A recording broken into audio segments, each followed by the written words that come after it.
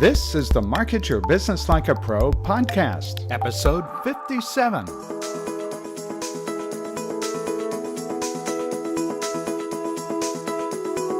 Welcome to the Market Your Business Like a Pro podcast with Ken Countess. Ken is an internationally recognized marketing expert. This podcast will give you tips on how to market your business more effectively than ever before to help you make more money, whether you're just starting out or have been in business for years. And now, here's Ken Countess.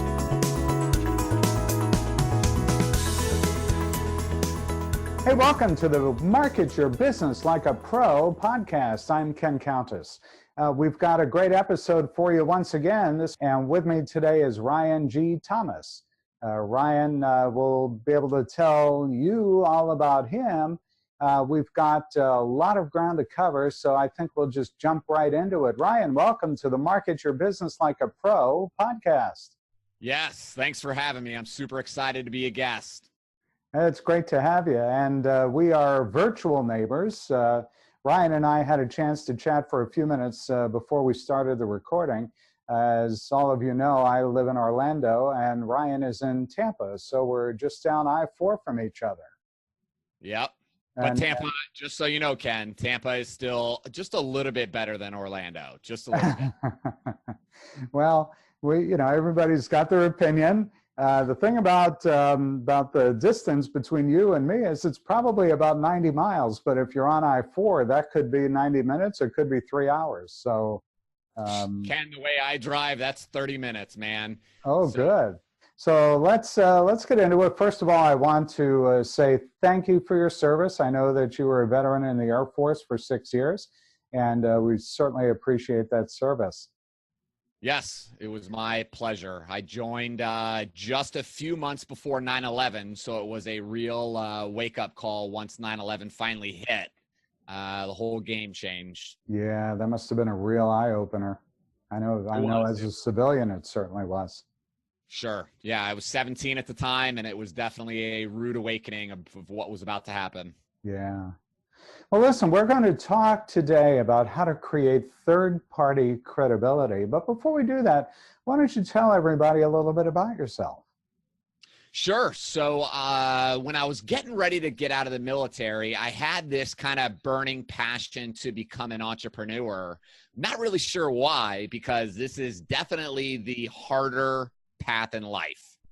Yeah. I got a job in a sales career, did really well, started a company selling products on Amazon and grew that really rapidly into a multi-million-dollar business, opened a retail store, and then realized how little I knew about retail. I destroyed that business, and it took about 5 years. It was really challenging, very difficult. And then we took kind of those mistakes that we made with that company and launched a new version, which is still kicking butt today. And we have just dominated our local market and even some of the surrounding markets. That's a great story. What were you selling on Amazon? We were selling like little knickknacks and things that were kind of related to the firearms industry. Okay. So we started by importing them from China. We did really well. And then we started selling some of the more core brands and got a rude awakening about how powerful Amazon is and their influence over the market today. Yeah, well, I think a lot of people have heard about Amazon. And yeah, I know, a few people, hopefully. Yeah, I mean, we're getting packaged. We rely on them. It's so rare now. I tell people I rarely jump in the car to go to a store. I can't even remember the last time I went to a mall. It's just so much easier to get online and select what you want. And it's usually from Amazon, as you know.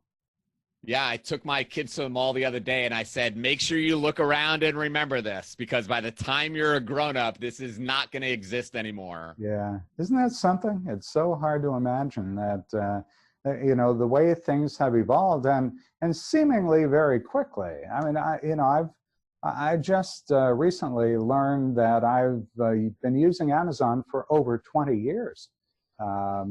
But the demise of the mall as we know it has really happened very quickly by comparison. Sure. Well, let's talk about now how do you create third party credibility, and what is it that made you decide on this as a topic for us to talk about? Well, the reason I chose it as a topic is because it's something that I had to really go through 5 years of hell to learn. Yeah. So when we had, the first thing with third-party credibility is you have to be credible. Of course. Right? But, and we believe that's a common sense statement, but a lot of people don't fully understand that. So there's an individual who's got a company in the Tampa Bay area. I won't tell you who, but he claims to be the number one in his industry. But when you go onto his website, it looks like his website was created in the early 90s and it has never been updated. So listen, Yahoo Page Builder, maybe. Yeah, but you can. I remember building websites way back then, and there are still a lot of those around. It's scary how many websites are out there that were built 20 years ago and haven't been touched since.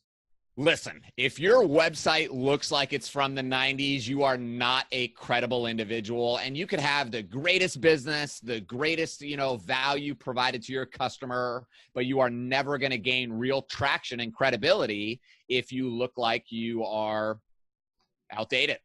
Yeah. And the same thing goes for social media profiles. I see a lot of people on social media that have poor pictures, outdated profiles, poor YouTube videos. Again, you're never going to gain much traction if you are not credible from the very beginning. Sure. And one of my first companies, Lincoln Tactical, which was a retail gun store, we sucked. Almost every aspect of that business sucked. And I could try as hard as I wanted to try to put on a good face and a good image to people. But if you suck, you really can't polish it and make it look like it's something great. Right. So how do we create third-party credibility? The website is number one. What's number two?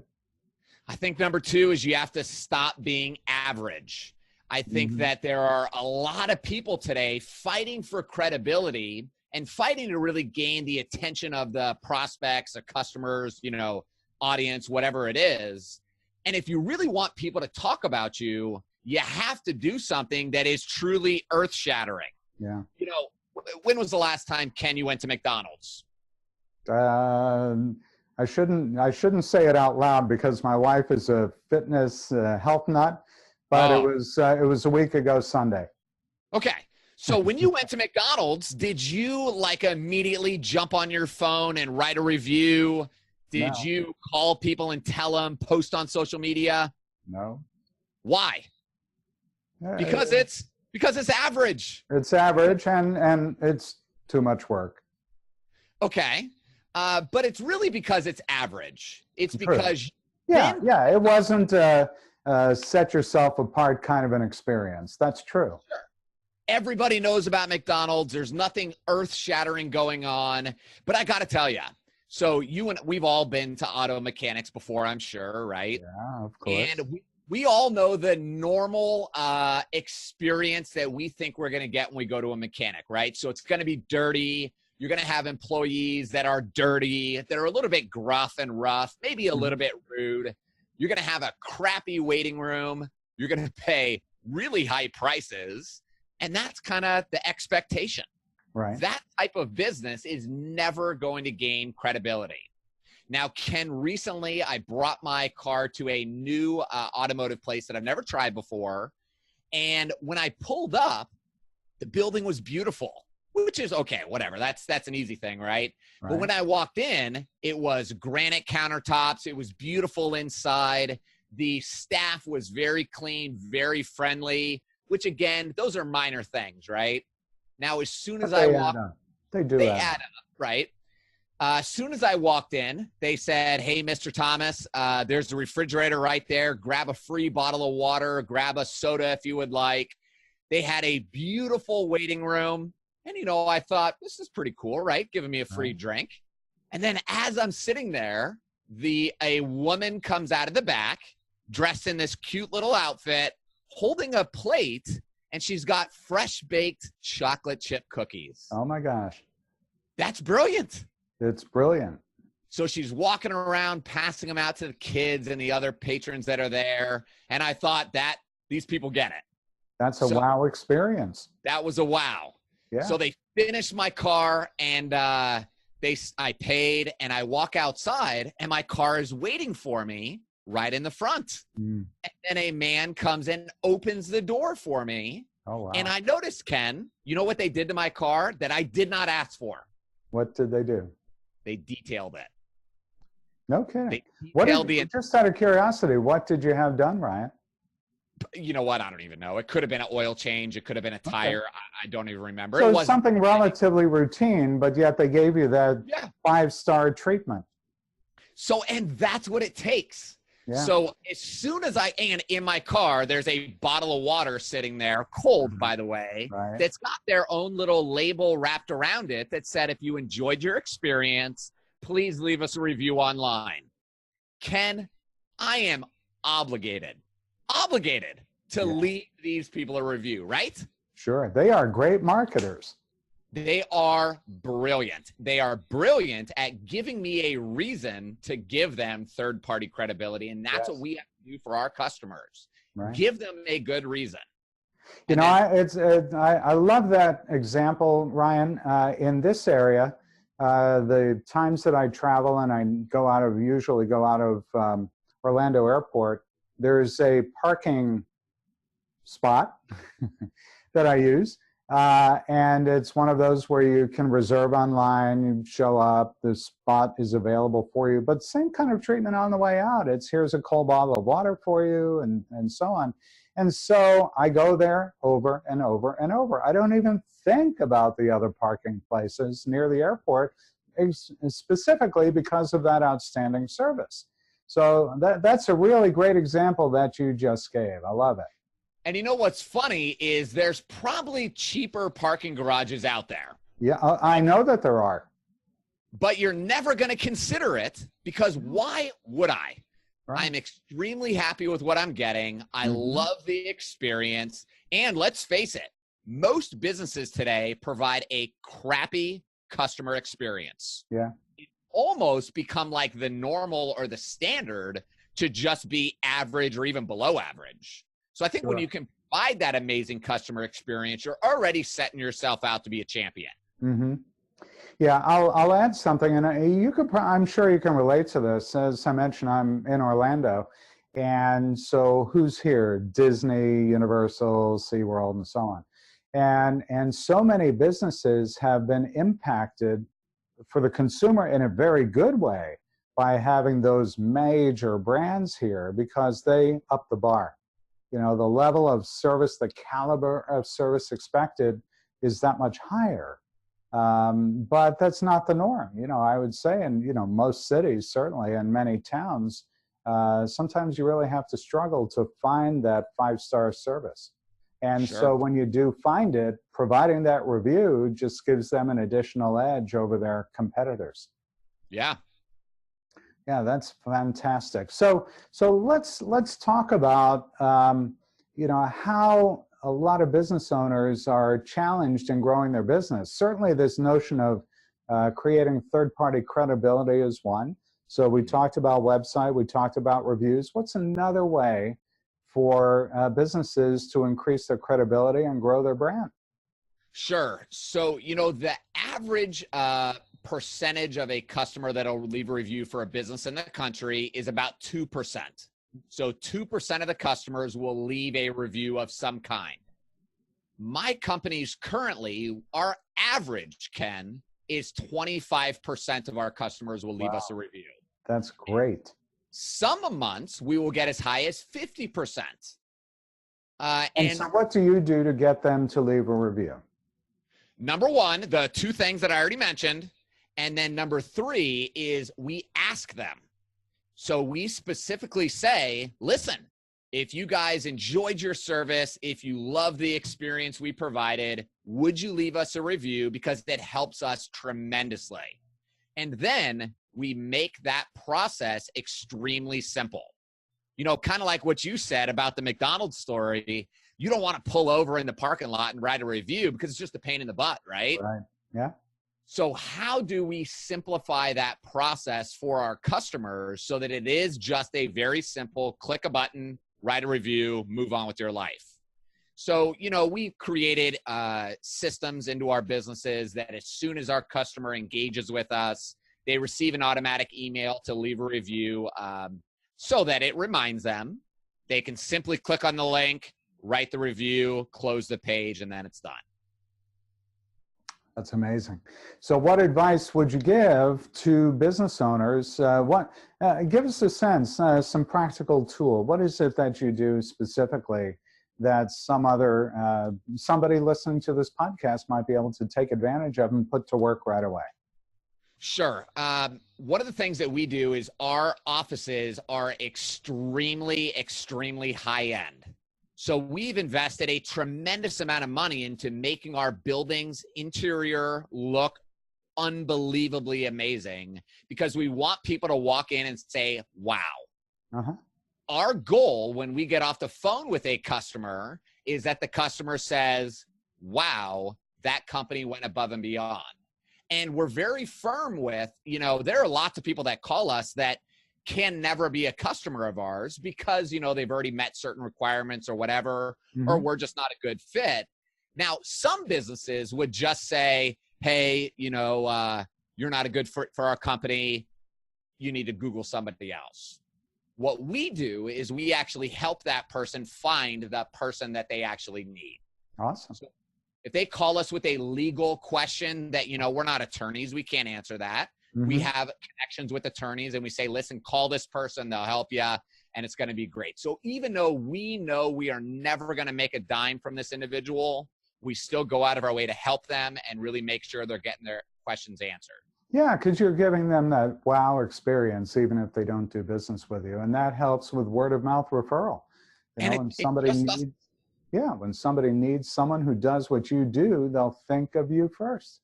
Exactly. Even though they have not really actually done business with us before, they have engaged with us and they do know that they like us. Okay, so a couple of quick things before we close out. When you want to establish or create or improve your third-party credibility, number one, get your website fixed. Number two, if you have a brick and mortar location of any kind, clean it up. Make it look to be like something you're proud to invite guests into. And number three, if you're not brick and mortar and you do answer the phone or even email for that matter, make sure that you treat people the way you would like to be treated if they were to reach out to you, right? And it's not even the way that you want to be treated. It's how do you make that person say, wow. Excellent. That was not what I was expecting, because that's the key to credibility is the wow. Yeah. And, a couple other things I'll add just really quickly. Sure. I'm able to get my customers and my audience and things to create videos for me, video testimonials. They're going and nominating me for awards through the Chamber of Commerce. Right. So they do things like that because they love the experience that we provided them.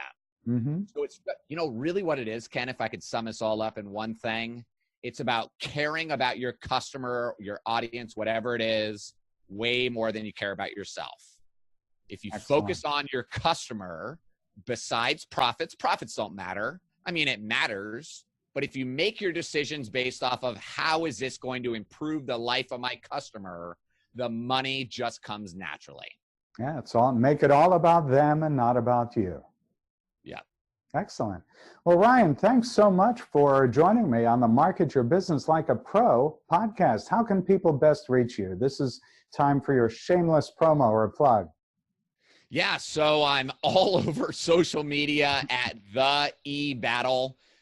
So connect with me. I create a lot of different video content, and I'd love to chat with you guys. It's been a pleasure chatting with you, Ryan. I look forward to the next time we get together. Yes, thank you, Ken. Have a great day. You too. That's it for this week's episode.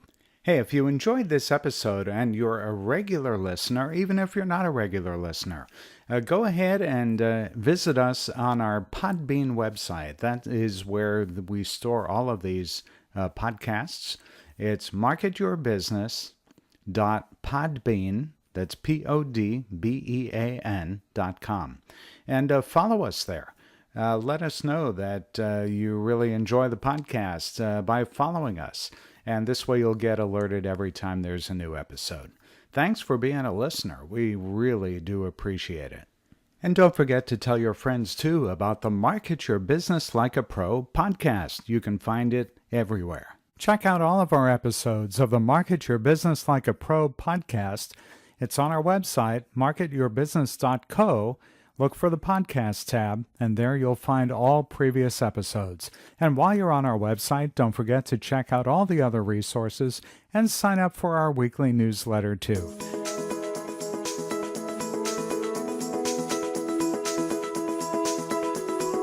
Thanks for listening to the Market Your Business Like a Pro podcast with Ken Countess.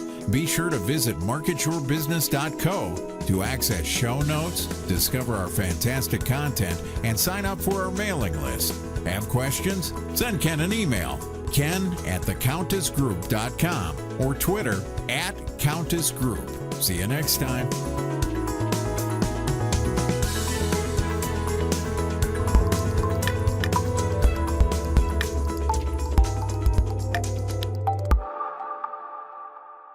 If you need help with this or anything else related to marketing your business, reach out to us.